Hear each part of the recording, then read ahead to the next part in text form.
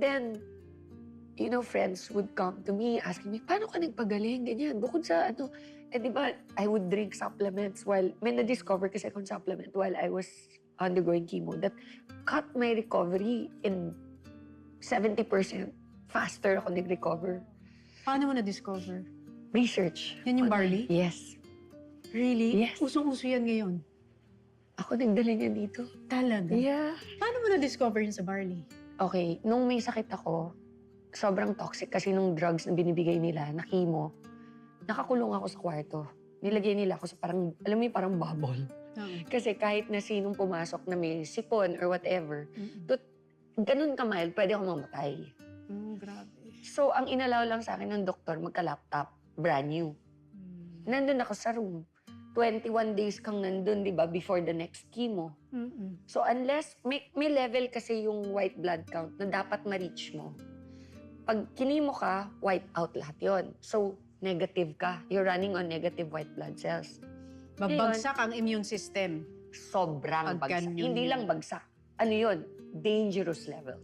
Okay? Kung zero ang, di ba normally, sabihin na natin for explanation's sake, ang normal na tao, sabihin natin, may 5 na white blood cells sa katawan, ang normal. Panglaban sa mga sakit. Panlaban. Pag kinimo ka, hindi ka lang masi-zero, mani-negative ka. So wala ka na, Walang, running on negative ka. literally, Pag- walang wall. Walang wall. So pag kami pumasok na something yan, Diretso agad. dead na yan. Wala na talaga. Wala nang panlaban eh. 21 days. 21 days yung between chemos. So basically, pag nag-chemo ka, day 1 mo yan. Today. Your body, may natural ability yan na mag-produce ng white blood cells. Pero it takes time. So, day 1, day 2, day... Normally, nung first chemo ko, by day 20... No, 18? Day 18, kasi 21 yung next chemo. Day 18, tsaka lang ako nag-reach dun sa threshold na pwede na akong tumanggap ng second chemo. Grabe. So, imagine, kaka-recover mo pa lang. Kira Chemo ulit. agad. Papatayin agad yung white blood. Again.